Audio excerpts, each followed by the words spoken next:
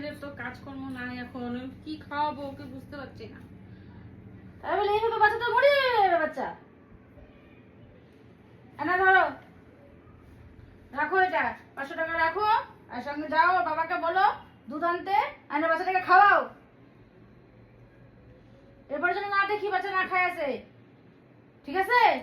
কি করবো বলো কাকু, এখন আমাদের এরকম চলতেছে, বুঝতে পারছি না যে কি করব। কয়দিন ধরে অসুস্থ, নিঃশ্বাস নিতে পারে না।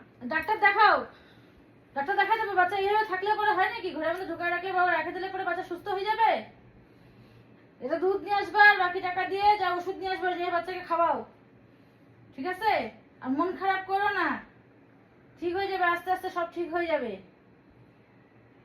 আমি যেন এরপর আর না শুনি, ঠিক আছে? ঠিক আছে কাকু, তুমি বাঁচাইলে আমার বাচ্চাটাকে। আচ্ছা ঠিক আছে, সেসব কথা থাক। ঠিক আছে, আসি তাহলে আমি এখন। হ্যাঁ, পরে আবার আসবো কিন্তু বাচ্চাকে দেখতে। বসবে না কাকু? না, এখন আমি যাচ্ছিলাম, ডিউটিতে যাচ্ছিলাম, নিয়ে গিয়ে ফট করে এই কথা বললো, এই জন্য আমি দৌড়ায় আসলাম। ঠিক আছে? ঠিক আছে, আমি ডাক্তার দেখাই, আমি ওষুধ নিয়ে এসে হ্যাঁ, আমি পরে আবার ডিউটি থেকে আসবো, পরে আসবো না, ঠিক আছে? এখন আসি।